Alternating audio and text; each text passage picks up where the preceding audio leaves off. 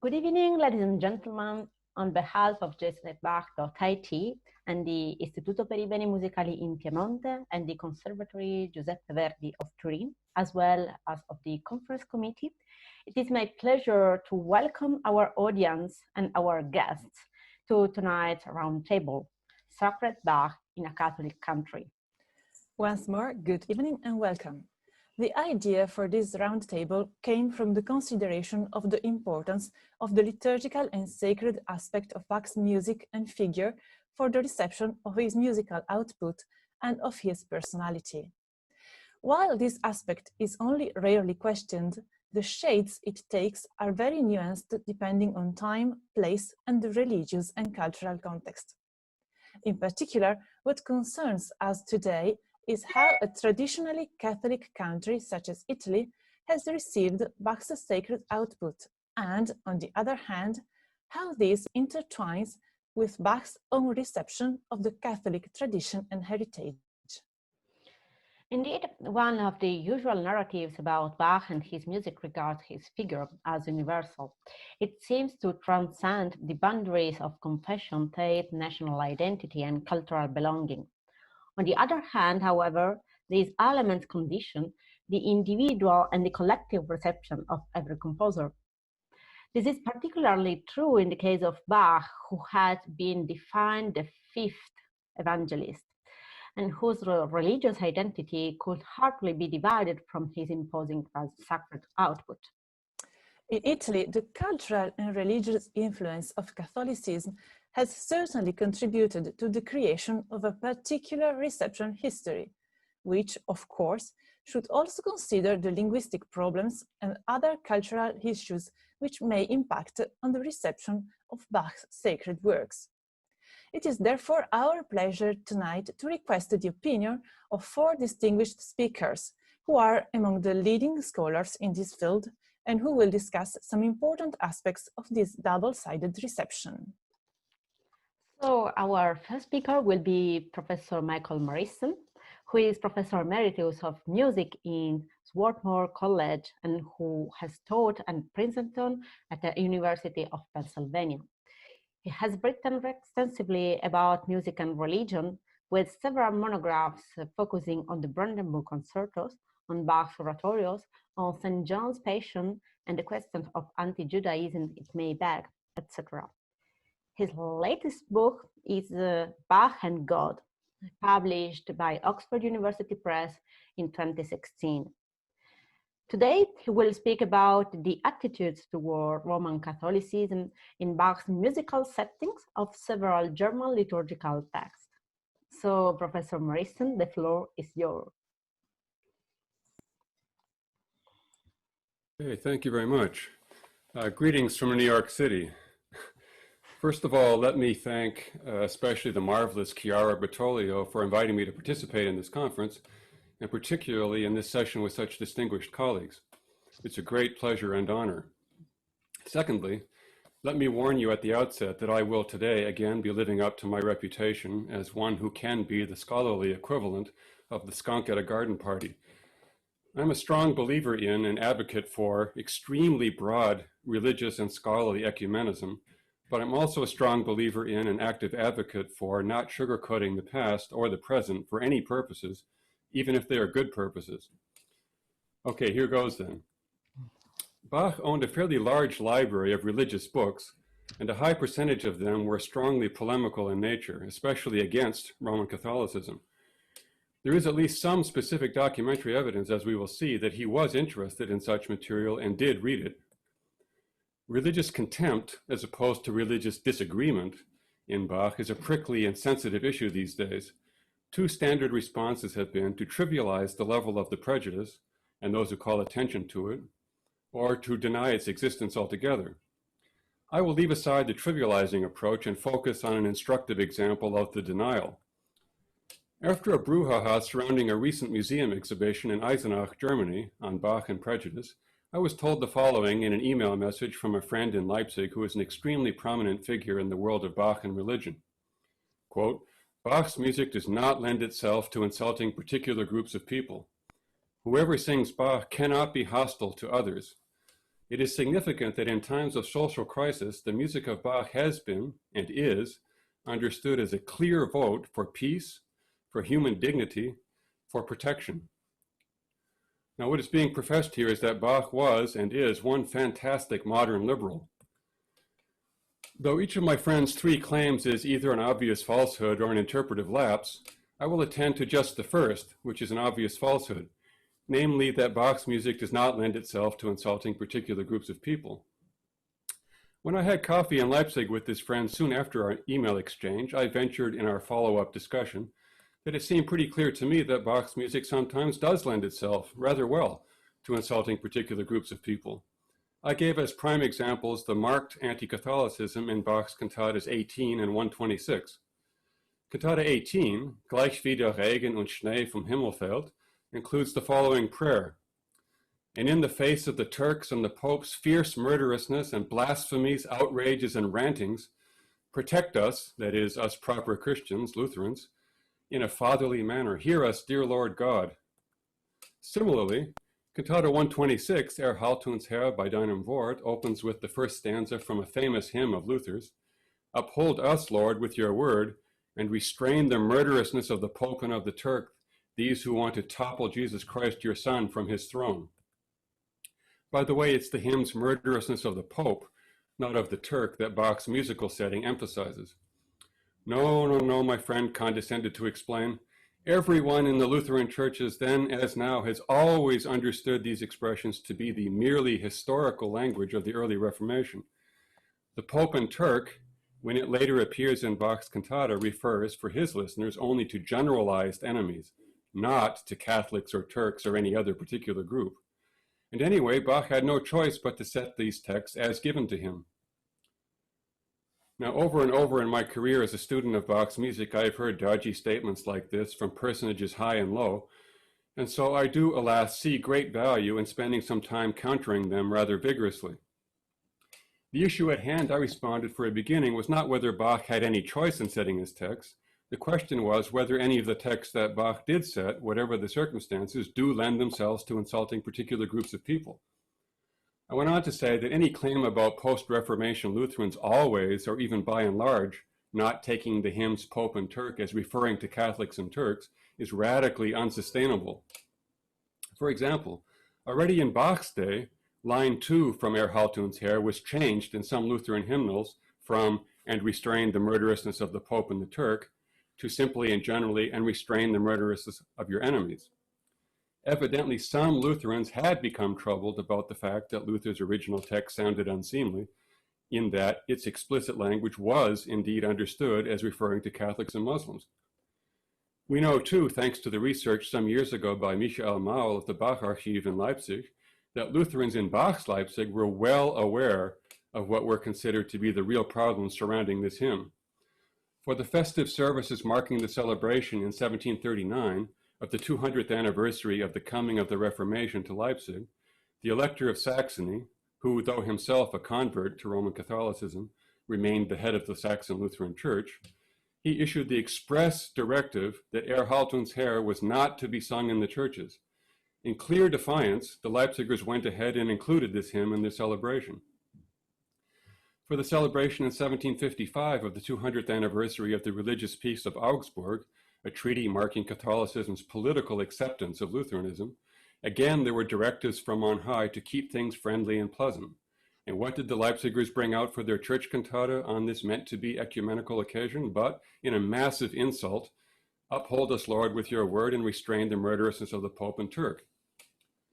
Today, too, the murderousness of the Pope and Turk is clearly not understood by everyone in the Lutheran churches as mere historical language.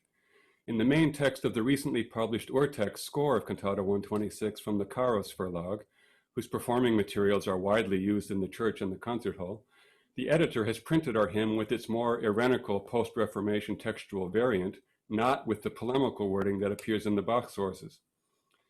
Likewise, present-day Lutherans in the Bach city of Leipzig certainly do not understand the libretto of Cantata 126 as mere historical language.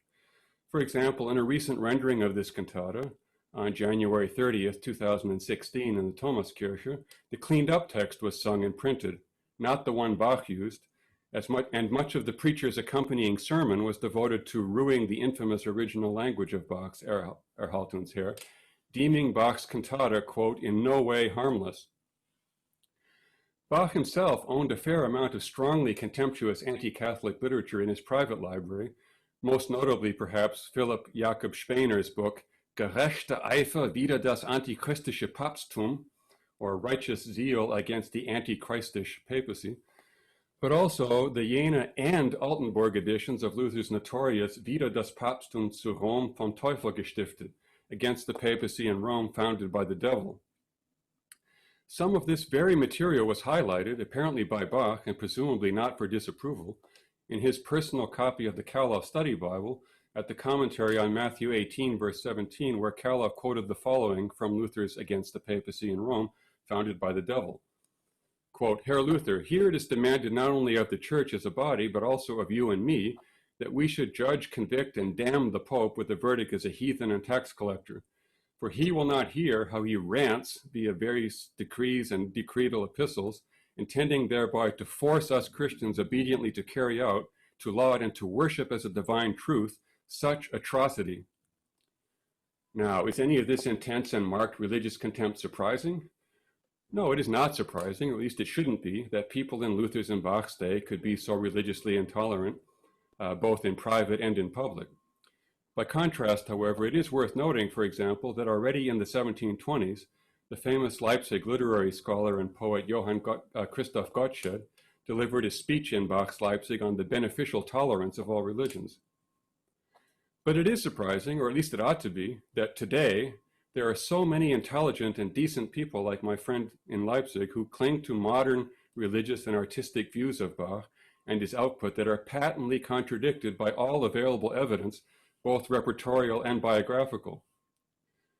So in conclusion, I would say that while we are arguably free to make use of Bach and his music in whatever historically informed or uninformed ways we find fitting, we ought also to be on the ethical alert for a kind of religious or cultural narcissism in which we end up miscasting Bach in our own image and proclaiming the authenticity of that image and hence its prestige value in support of our own agendas. Many thanks for your time and attention. Thank you very much, Professor Marissen, for your presentation.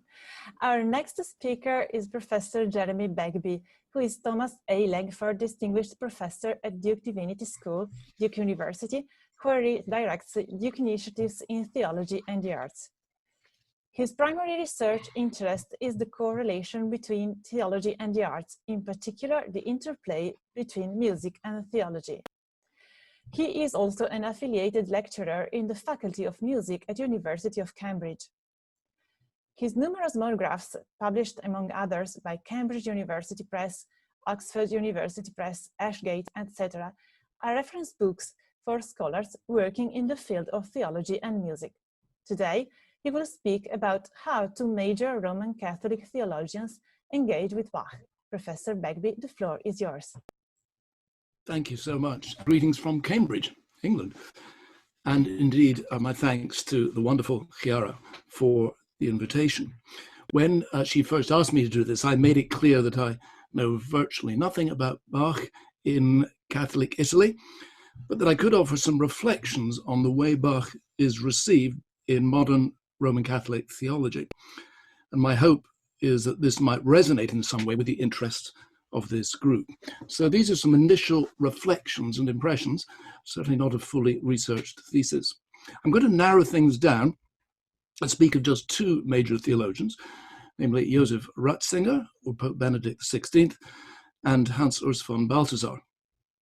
At any rate, musically speaking, perhaps the most striking thing about these two is that they both rate Mozart more highly than any other composer.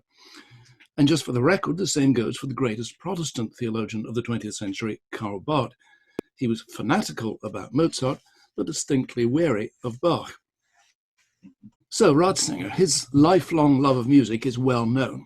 He's a competent pianist, he's written extensively on music, and there's no doubt about whom he reveres above all others.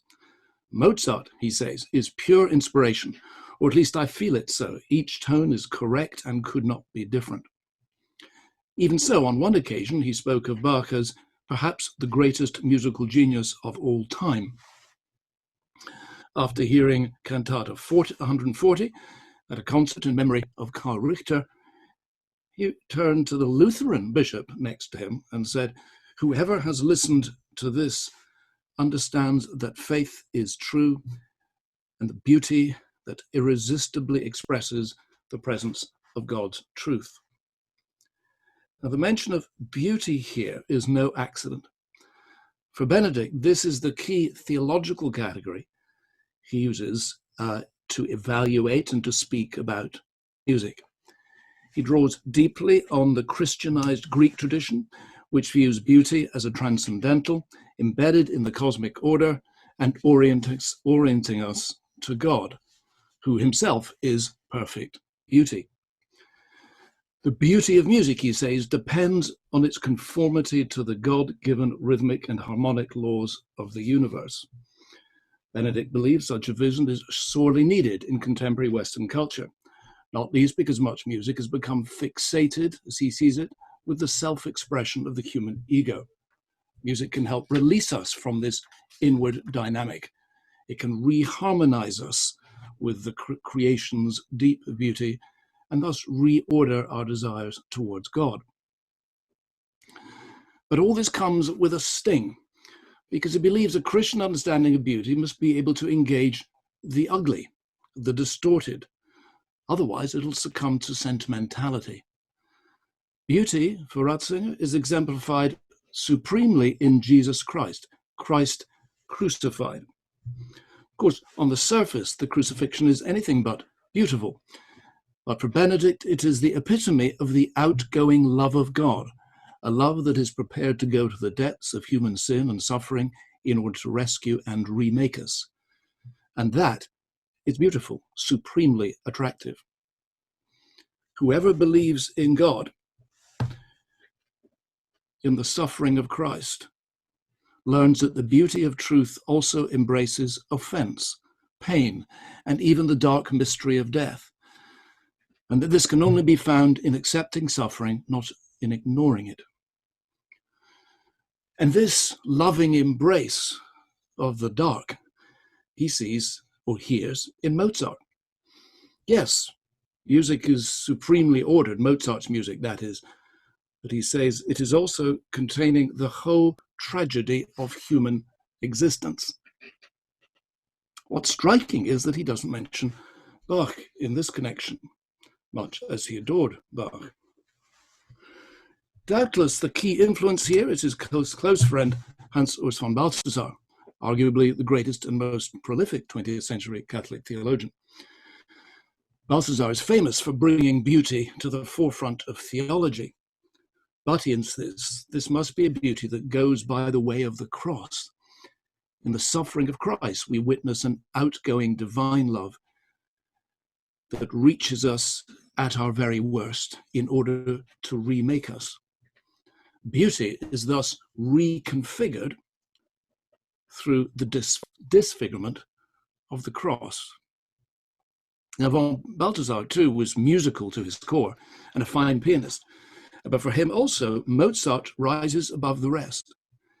He writes, Bach and Schubert remained precious to me, but it was Mozart who was the immovable pole star around which the other two circled, the great and little bears, two constellations. He singles out Mozart for his sense of formal wholeness or completeness, and also for his humor and his handling of dramatic tension and resolution. In conclusion, then, what we have here are two major theological figures eager to rehabilitate beauty, but in a way that refuses to ignore the cross. What is striking is that both spotlight Mozart as supremely exemplifying this theology. Of course, Bach was decidedly Protestant. Indeed, Michael is to be believed anti-Catholic in many ways.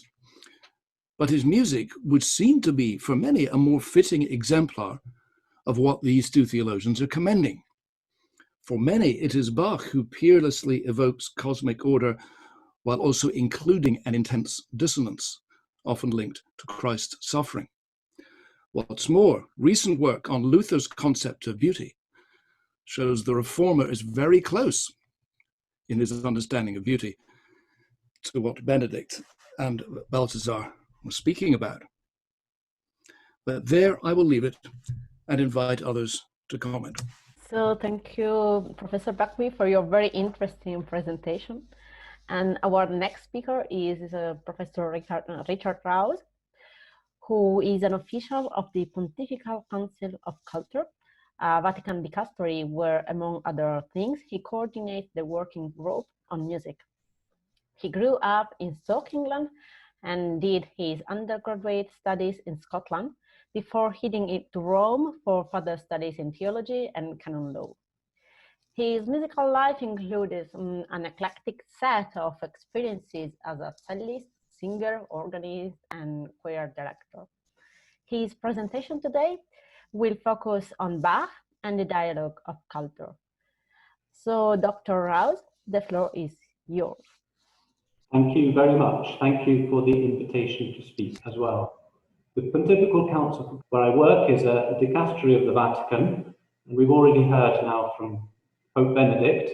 Fortunately, we have other popes that I can talk to you about.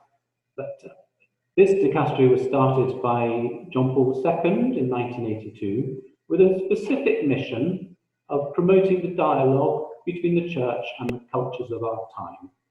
In theological terms, we work that out through evangelization of cultures, enculturation of the gospel, and intercultural dialogue.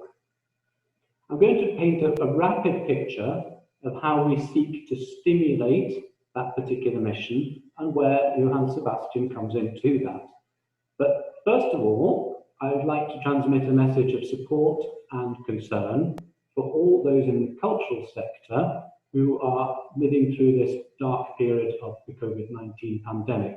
It's destroying many livelihoods, and we need to be aware of that situation, that poverty. These are hard times, and Cardinal Gianfranco Ravasi, who is our president here, has an image I'd like to share with you, which brings together some of the political, economic, the biosciences, even the social encounter of the arts for these occasions.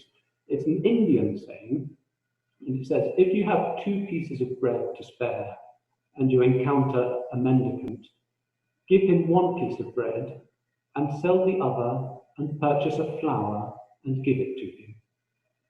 We need to stave off poverty, physical poverty, but also the spiritual poverty of the humankind, which covers the arts, poetry, all things to do with inspiration and dreams and imagination, the stuff of hope, the stuff of culture. So let's come back now to the dicastery. It was Pope Paul VI who described the split between the gospel and the cultures as the drama of our time. And there's no need now to repeat our studies of history, although we could use Bach as a bridge from the Baroque through the Enlightenment to modernism and to secularism. But we can see a gradual shift where the role of religion and the role of the Church has encountered a separation and a change in the cultural setting where people live out their vocation to holiness. Charles Taylor notes in his Mammoth Tome on the Secular Age how sociologists suggest that such gradual change can be seen as values-free. It's merely context. It's merely a landscape of imagination where people are formed and live out their lives. And we here at the Council of Culture see it as our task to reshape a mission to engage people where they are at in order to share the message of the gospel today. And for this, photocopies of the past are not sufficient. We need the vision and the drive to create newness and to do that together, drawing people together. And that is a methodology that Maestro Bach entails. He is, in this sense, a master craftsman to whom we can look. Obviously, here in Rome, we're just a dozen officials, and our engagement with the cultures all around the world can only be symbolic.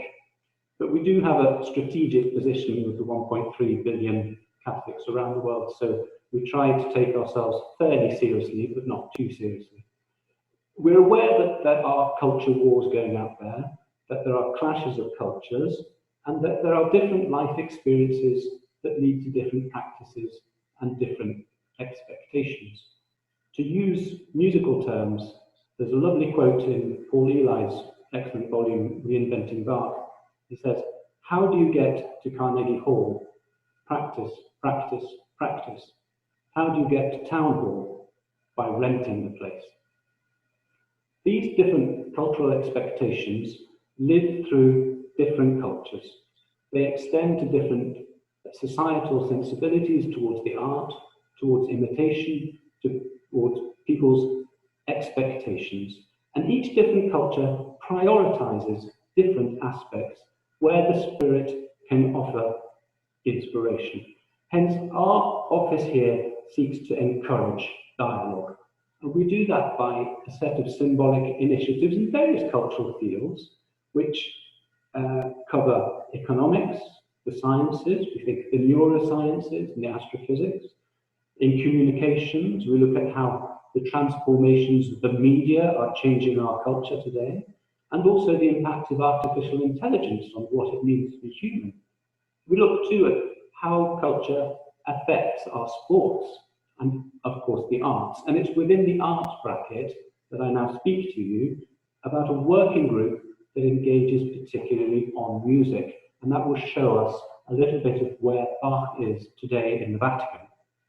So the music group has a bishop moderator, of course, attentive to dialogue, attentive to working together. That's not a passive stance, but an active one, in which listening is accompanied by parameters of productivity and clear communications. He shepherds with a mix of process theology and pilgrimage, walking together in an action of synodality with the group. The group also has an educationalist, somebody who follows the conservatoires and repertoires and their programs. We have a liturgist, we have a music critic, a musicologist who allows us to have access to the libraries, the archives, awareness of all the scholarly research being carried out, allowing us to be as dwarves standing on the shoulders of giants, as he often says, quoting Bernard de Chartres. And finally, we're all musicians, including the Bach experts.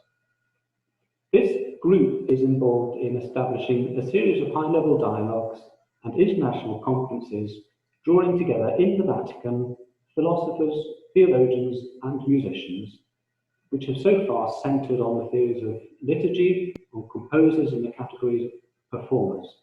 And in February, our next meeting is to be on texts and context. Now, I should just mention at this juncture as well, a couple of the things that that group has put together.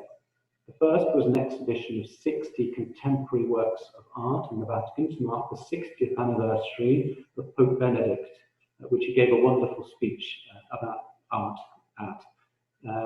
We exhibited scores there by Bertoglio, by Espinosa, Macmillan, Morricone, Opere, who even turned up for the occasion. That was a response to the famous address Benedict gave to the artists in the Sistine Chapel, where he spoke and invited artists to give new epiphanies of beauty today. I'm going to now say something about the liturgies, the concerts, and the events, and then finally something a little bit quirky. As you perhaps know, Pope Francis has chosen not to spend a lot of time in the concert hall, but he does have music in his life. At his first papal mass, the beginning of the Petrine ministry on March 19th, 2013, the silver trumpets played a Bach fugue. That group has played a significant number of fugues and fantasies. They have them in their repertoire and they play them at various papal ceremonies, as do many of the organists, both stable and visiting. We also have the weekly audiences at which a variety of bands, choirs and orchestras appear in the Vatican, and often again Bach appears, obviously not at the moment, it's all suspended through to COVID. We also have a series of concerts and festivals in the Vatican, often at basilicas and often featuring Bach. These are organized with our patronage, and also most of the work is outsourced to the embassies of the 180 so nations who have presence here in the Vatican as representations. Obviously also music intersperses our convivia and our various events. In sum, what I'm trying to say is that Bach's music does feature in the Vatican. In the popular imagination, the Catholic mindset, there is here perhaps a different set of expectations to what we might be used to in an Anglo-Saxon context. That needs to be taken into consideration, especially as I will say something now about the liturgy and Bach and the liturgy. The best way I can do that about Italy is to refer to the repertoire of songs that are used in parishes. At the turn of the millennium, an initiative was undertaken across the country to bring together in one volume, and it was perhaps the first experience nationally, a single hymn book for the entire Italian church.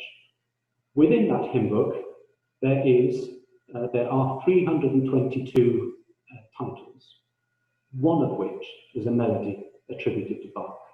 1 out of 322. That's not exactly the whole picture. That was the 2000 edition. There's been an enrichment of the 2009 edition, and the enrichments carry on. And that particular piece of Bach wasn't actually by Bach anyway, it was by Hassler. Bach was the harmonization provided underneath. However, within the volume, there is a certain Mitteleuropean presence of hymnody, and one can hear Geneva, Augsburg, one can hear Wittenberg in there.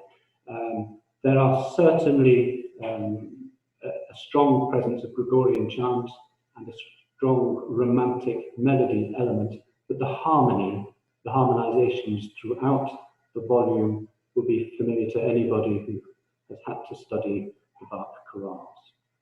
Now, I'm going to close with just a last little rather quirky piece of information for you. Under lockdown, the Holy See, the Vatican, as with many other people, started clearing the decks, putting our libraries in order. One of the tasks carried out was the cataloguing of Pope Francis's CD collection. The last 2 or 3 years, he's been handing us all of these CDs and has requested a catalogue. Bach is the second most significant voice within that collection. He comes ahead of Liszt and Morricone in terms of entries, only the second. There are, of course, organists, there are, of course, compilation albums, we have work from Montserrat, we have work from a Cardinal Baldisseri, a pianist. We have a variety of things. The number one in the list in the catalogue is, of course, you perhaps have guessed, Astor Piazzolla, the Wizard of the Tango, with over 70 entries into the catalogue. I'll close now with an often overlooked message on the arts from the heart of the Catholic Church, which comes from the Second Vatican Council, and its message to artists, of which Pope Francis can often be seen as a sort of standard bearer for the Second Vatican Council. He has taken us back into that direction, as have all his predecessors. The whole message combines, for me, both Pope Francis and Johann Sebastian in their giving greater attention to time rather than to space, of unity prevailing over conflict, of looking at the grit of reality as more important than the ideals, and the whole as being greater than the part. And I'll quote, "This world in which we live needs beauty in order not to sink into despair.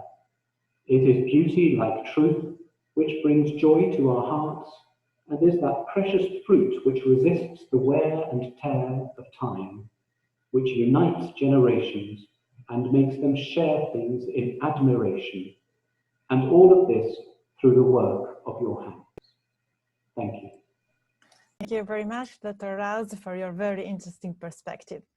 Our last presentation will be that of Professor Tom Koopman, one of the best-known interpreters of Bach's music, including, of course, his sacred works. He is active worldwide as a conductor, organist, and harpsichordist, but also as a professor at the Royal Conservatory of The Hague. He is the founder of the Amsterdam Baroque Orchestra and Choir, and his discography includes a huge number of recordings for Erato, Teldec, Sony, Deutsche Grammophon, and Philips, as well as the recording of the complete Bach cantatas.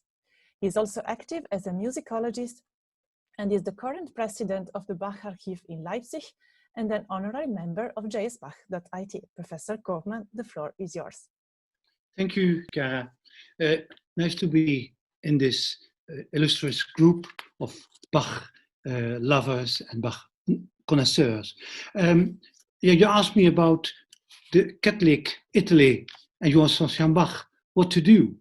I can say I was in Italy often. I was often in Milano, where the Società dei Quartetti performed all the Bach cantatas by all different religious leaders, not only Catholics like me or like other colleagues. If you think Hanon Koer was a Catholic, Franz Bruggen was a Catholic, he was often in Milano as well. But as well, many groups from different countries.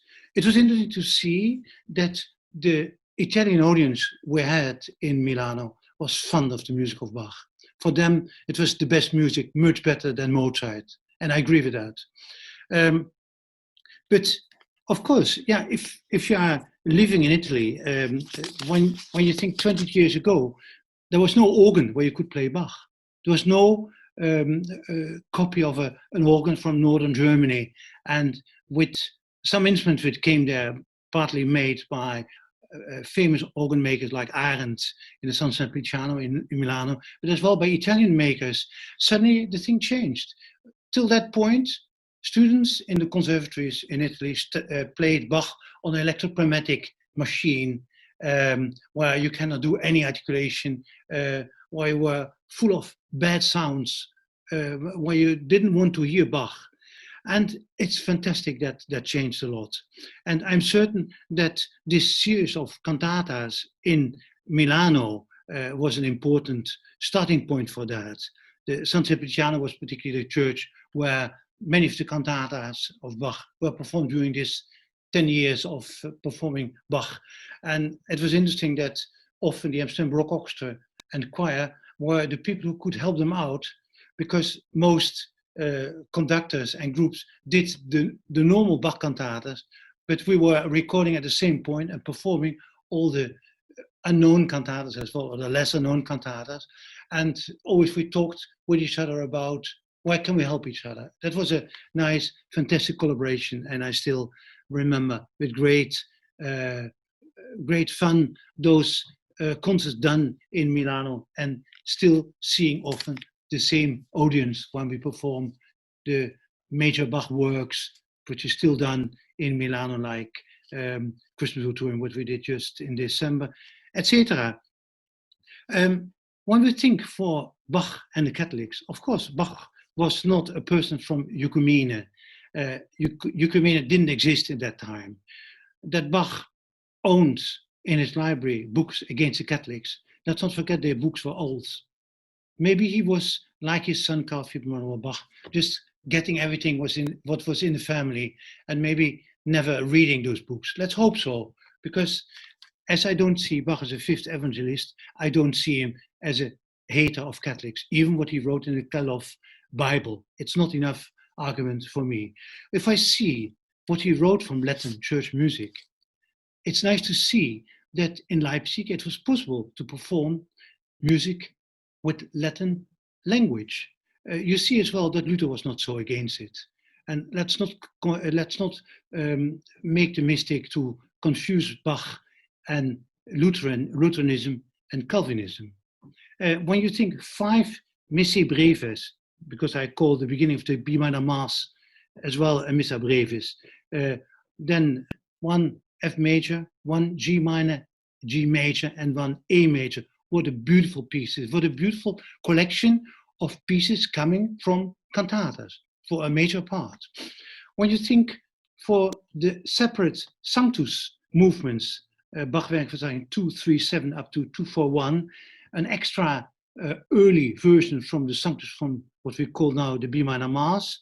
When we think two Magnificat versions, one E flat major, one D major, for Christmas, the arrangement much later of Pergolesi's Stabat Mater, Tilke Höchster, Meine Sünden, a Gloria Cantata 191, separate Kyrie movements, a credo choir intonation for a Mass of Bassani, Bachwerkvertaling 1081.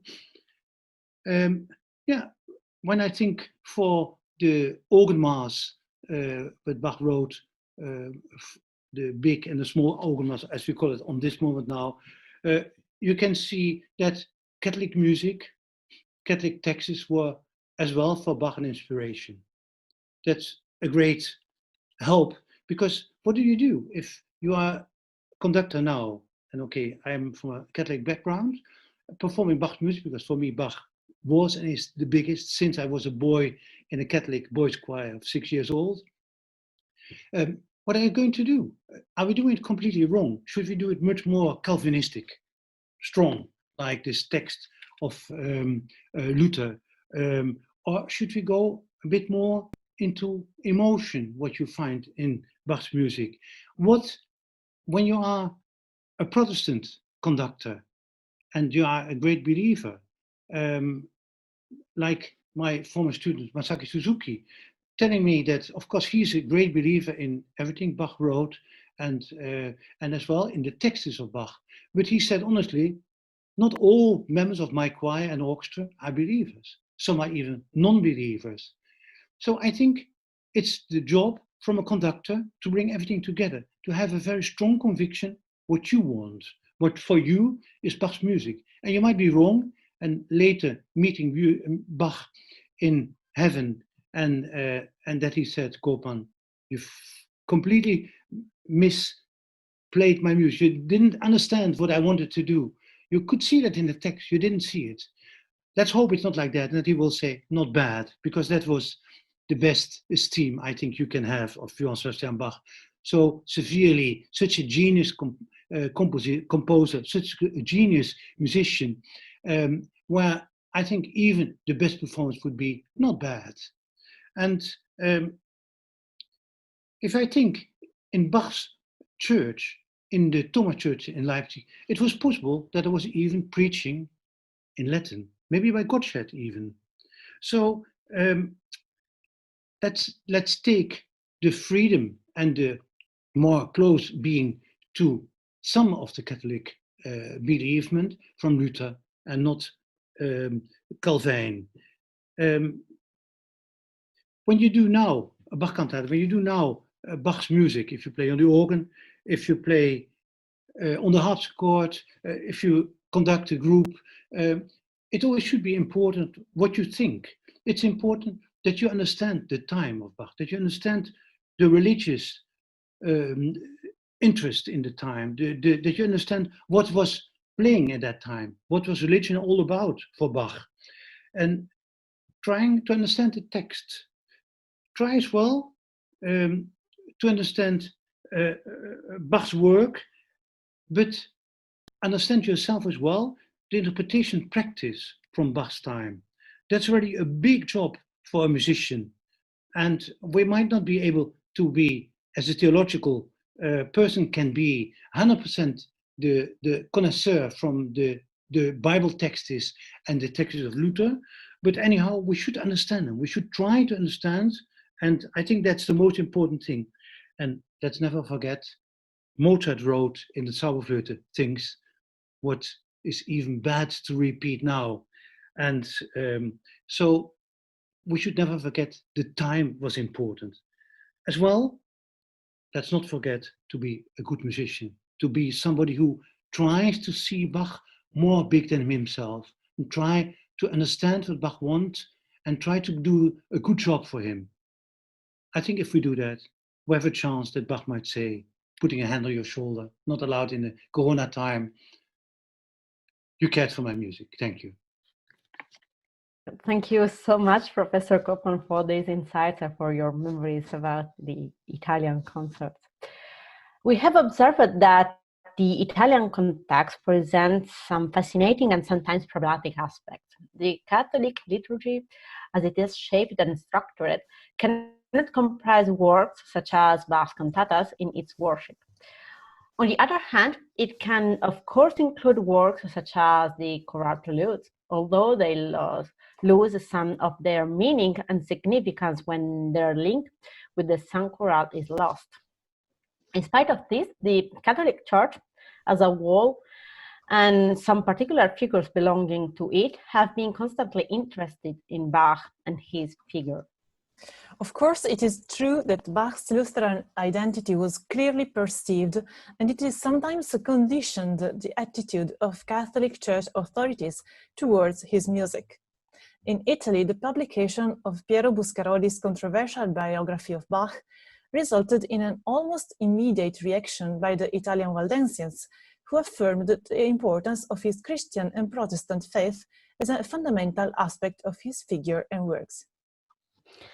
And even though Bach's Passions could not be performed within a Catholic Mass in Italy, they found their way in the Italian theaters, sometimes taking the shape of dramatized performances.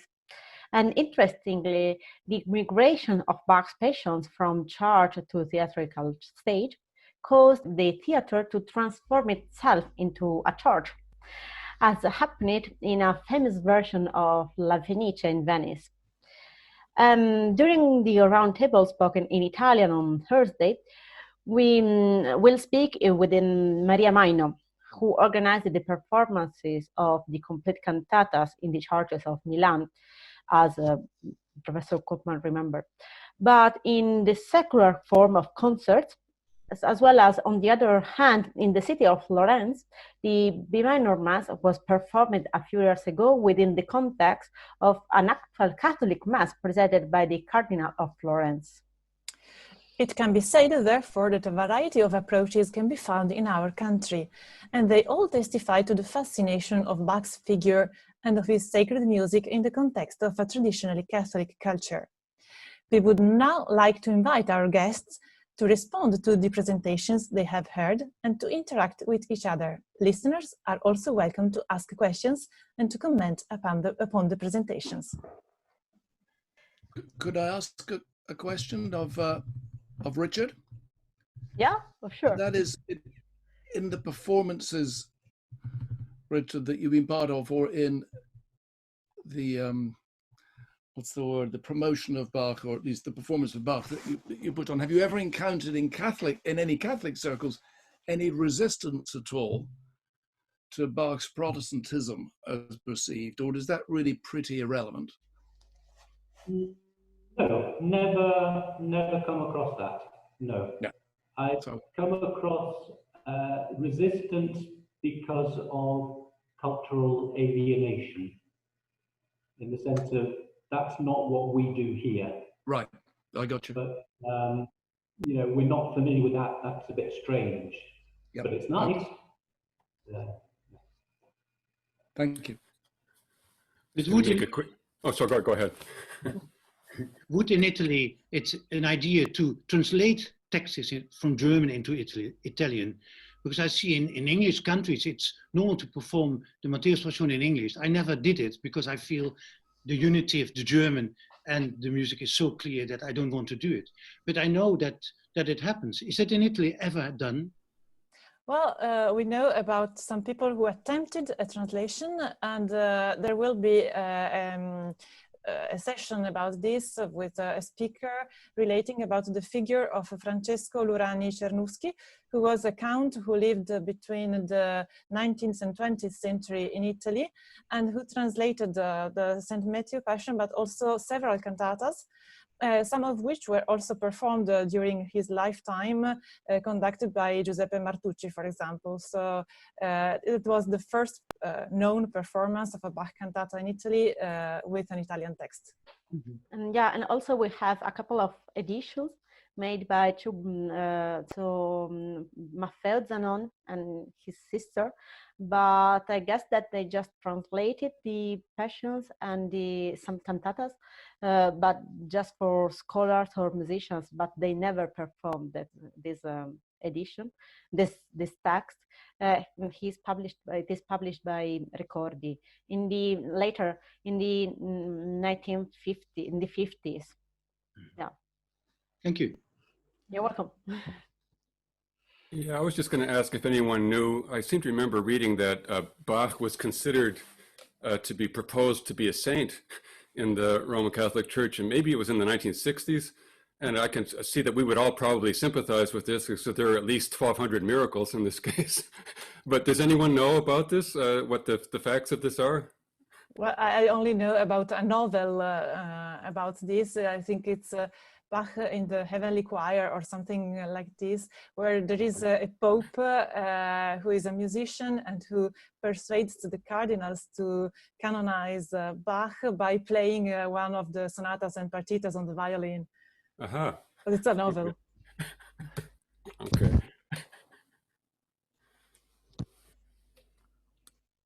I have one more question. Yeah.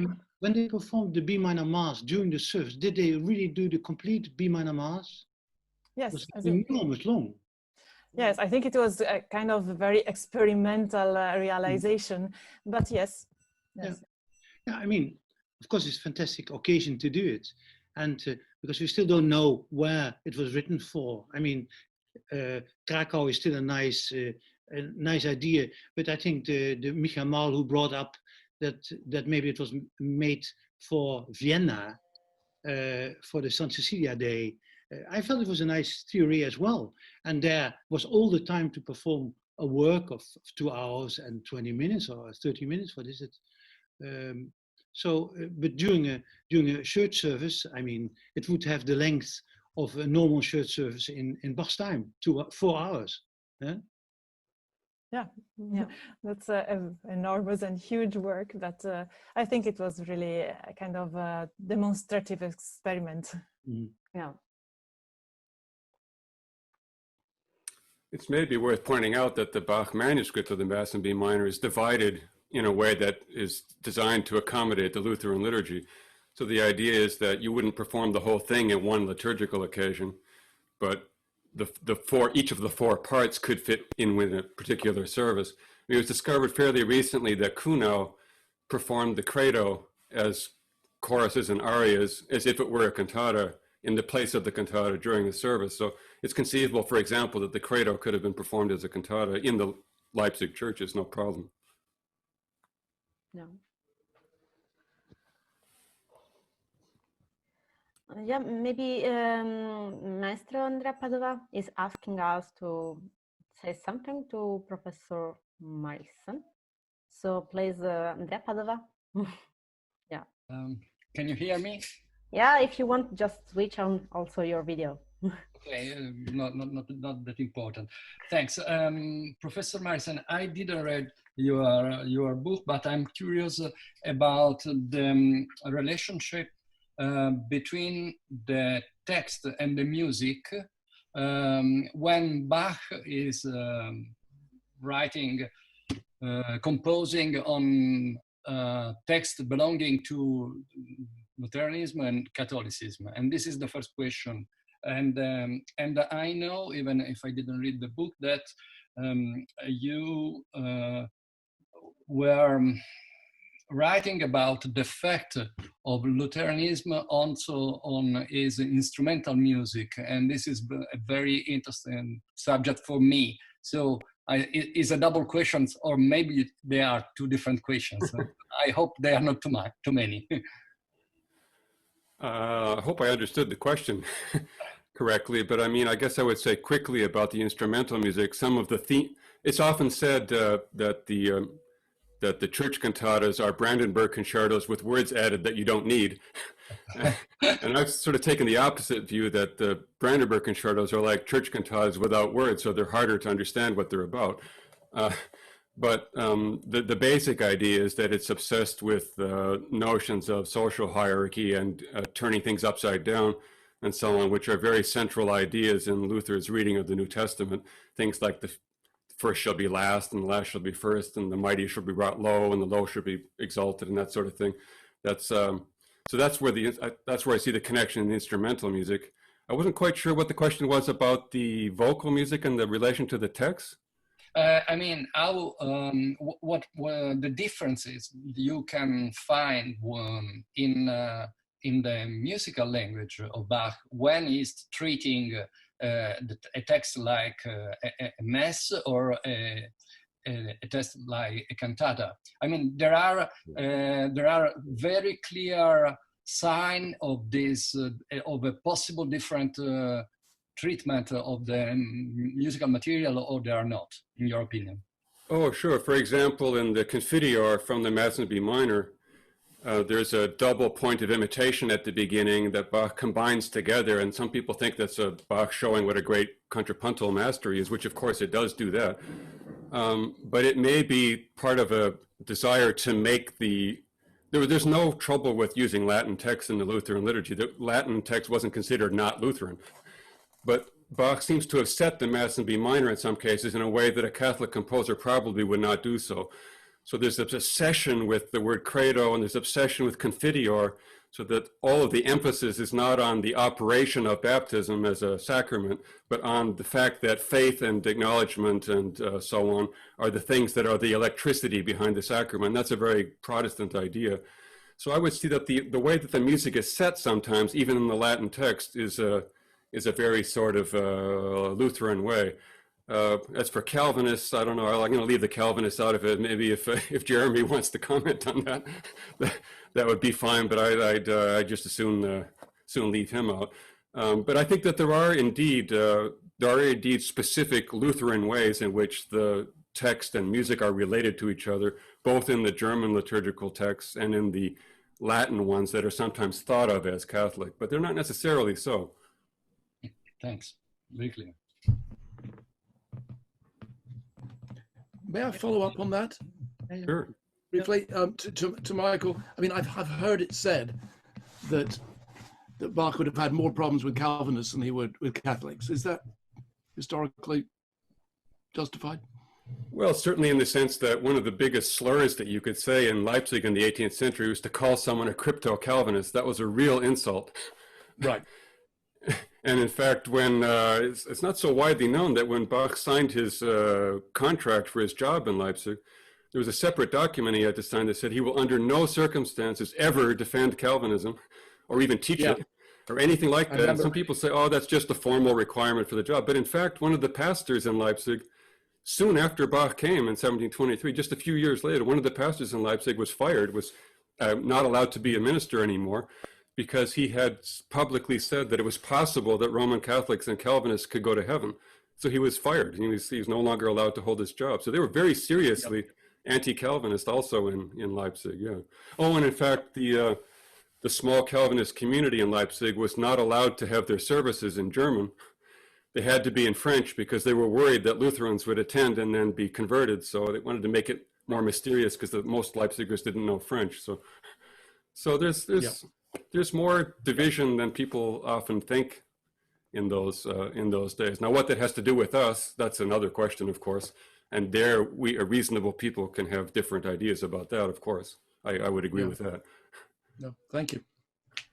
We have now a question by Marianna Pagliero, who is one of our volunteers and members of the staff of jsbach.it. Marianna, please ask. Good evening, everybody, and thank you very much for giving me the opportunity of being part of this roundtable. It's really fulfilling. Thank you very much. Yeah, I have a couple of questions that I would like to address to Professor Koopman. So I will make the questions, both of them, and then I will disappear. One is, do you think that the figure and music of Bach have contributed to the ecumenical dialogue? and the other one is about conducting the cantatas. So when you conduct cantatas which have a polemical element against Catholicism, how do you deal with the text? Thank you very much. I deal with the text, seeing it in the 18th century context. So I don't bother too much if in a cantata Bach is using a text against Catholicism or against the Turkish or people. I think that's part of the normal language of the time. So I'm not too strict in that. And I might smile a little bit if I see a text like that. As I smile when I see Mozart's Zauberflöte text where he's talking about women are stupid, people, your heart is so black as your skin. I mean, horrible things to say about people. And but if you're a singer, you have to sing it. If you're a conductor, you are conducting that music, and you have to say, yeah, that is how people thought at that time. So that would be my way. I'm not too disturbed when I hear it, although I hope that when Bach was talking with his sons about something like that, he was a little bit less strict and than such a text would say. And I can imagine a lot of things that those severe texts used by Bach in cantatas, maybe it was so normal as we in Holland were saying things about Jewish people even in the 60s and 70s, where suddenly when a Jewish singer said to me, you know, you're talking about me. I thought, my God.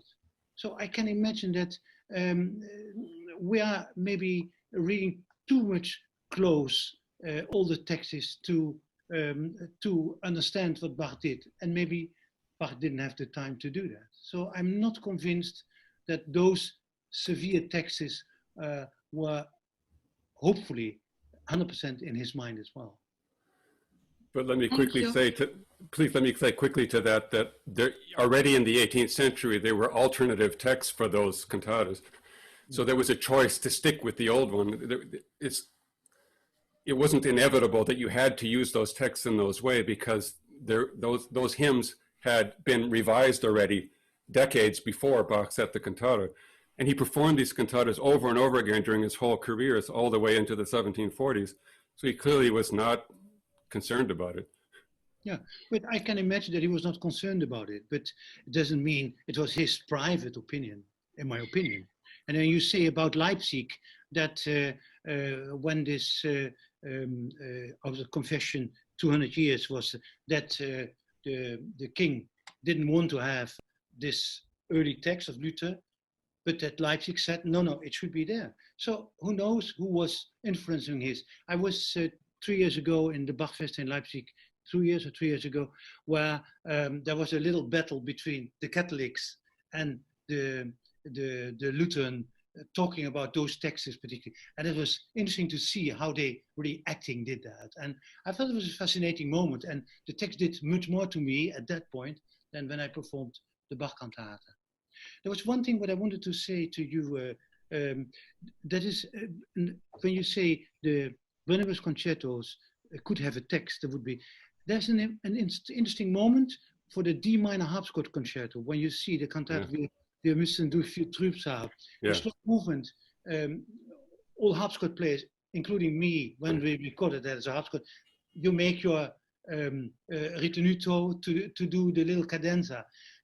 With the vocal version with Bach made, it's impossible. So you can learn still a lot about when Bach added the text. So I was glad finding that. Yeah. And, so if I see Bach, what he did in Cantata 207, with to one of the Barnabas concerto, adding a text, I mean, fantastic. It's fantastic, isn't it? Yeah, totally fantastic. Yeah. You still are more under the impression of such a great genius. Yeah. Could I ask once more if you could also answer the first question? Sorry, it was super interesting, but I would like to ask once again, how do you think that Bach could have contributed to the ecumenical dialogue? I think it was not in the time that it was an important issue, because the Lutheran Church was the real church in Leipzig. And I remember that when the Calvinists wanted a church in Leipzig, it took quite a long time before they were allowed to have that.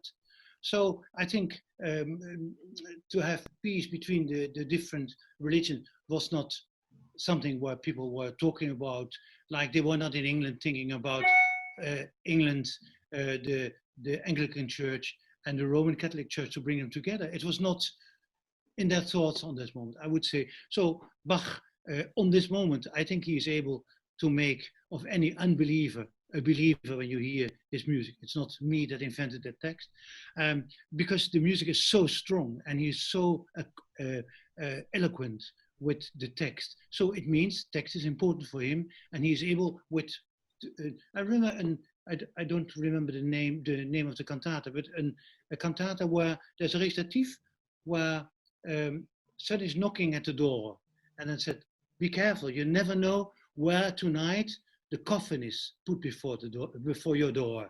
I think that was a moment which was really shocking me enormously, and you are really afraid that it will happen. So I think if a composer is able to do that with a text where if you would read it, you would say, yeah, it's okay. But when you hear it, you have that feeling. I think that's amazing. So a dialogue had been possible, but was not in the air yet. Thank you very much. Thank you. I have a question for whoever among our speakers is willing to respond. So one of the aspects in which the Catholic and Protestant tradition differ is the role attributed to the Virgin Mary. Luther had written about the Magnificat, and Bach's musical version is one of his best-known masterpieces. Not by chance, it was probably the first of his sacred works to be performed in its entirety in Italy. In your opinion, which image of Mary's figure does the Magnificat convey? Is it a Catholic, a Protestant, or a Christian view of Mary? I only know that that in the 17th century, if they could cut the word Maria or the Maagd Maria out of a text, they would do it at many places. And it's interesting to see that Bach writes the E flat major version and then the D major version again. So for me, it's universal music. I don't think, for me, that you can say this is Lutheran music, but you cannot say either this is Catholic music. It's just fantastic masterpiece. I 99% agree with that. I think it is a wonderfully ecumenical work, and it's just fantastic in every conceivable way. It is interesting, though, that Lutherans thought of Mary as the sort of prime example of someone who is a faithful believer, and that's what her value is. And thus the Bach setting of the Magnificat sort of really emphasizes her lowliness, or social lowliness, more than her actual psychological humility, is the idea. And even a minor detail like the opening chorus, when they sing the Magnificat, you would assume that in using the Jerome Vulgate translation of the text there, that you would do something like what Monteverdi does, which is the word Magnificat means to make bigger. So Monteverdi makes the texture bigger and bigger and bigger. It's absolutely fantastic. But Bach is hearing not the word, he's hearing the word erheben in it. He's hearing the Luther translation in his ear. And so in the Bach, the texture is full right from the beginning, but the trumpets and the instruments get higher and higher and higher. They're erhebed up to, so it's very Lutheran, but it's Lutheran in a nice ecumenical way, not in a fighting way, I would say. So it's a piece that everyone can love. It's just a marvelous thing. I don't know if that answers your question, but it's possible to be Lutheran without being negative about it, of course. Thank you. Yeah, Professor Begbie, we cannot hear you. Sorry, but that raises, I think, a very interesting question about whatever his own views may have been. It does seem his music has the power to be, yes, indeed, distinctively Lutheran, as Michael said, but to open that tradition up in a way that really does resonate with the depths of other traditions, put it that way. And I think that's a particularly good example. It never actually occurred to me to think of that as either Lutheran, Calvinist, or anything else. I suppose I just think it's extraordinarily biblical. I know that text is an extraordinary text, particularly in the setting in Luke or whatever. And I think Bach just gets it right, actually. Now, that doesn't mean I'm not coming from a tradition myself, but it means that his setting has the ability to open up something which might be misunderstood as narrow, but in fact much wider than that particular tradition. That's all. Yeah, and I was only going to add, for what it's worth, I'm not a Calvinist or a Lutheran or a Catholic, but I cannot imagine that life would be worthwhile on this planet without the music of Bach. Great. There you go. If I may, I have another question. So in Austria, a German-speaking country with a Catholic tradition, the reception of Bach has not been conditioned by linguistic issues, as in Italy, but it may have been influenced by its confessional identity. So do you think that the Catholic musicians and churchmen appreciated Bach also because of his Christian component of his music, or in spite of the Protestant aspects of his identity?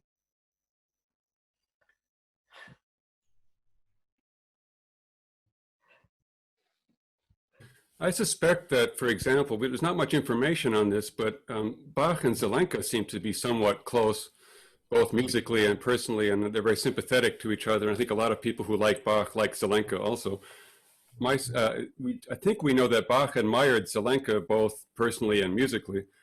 And I just assume, but I don't have no evidence for this, that Zelenka also admired Bach personally and musically. But maybe Ton Koopman or someone else know, maybe Chiara knows anything about that.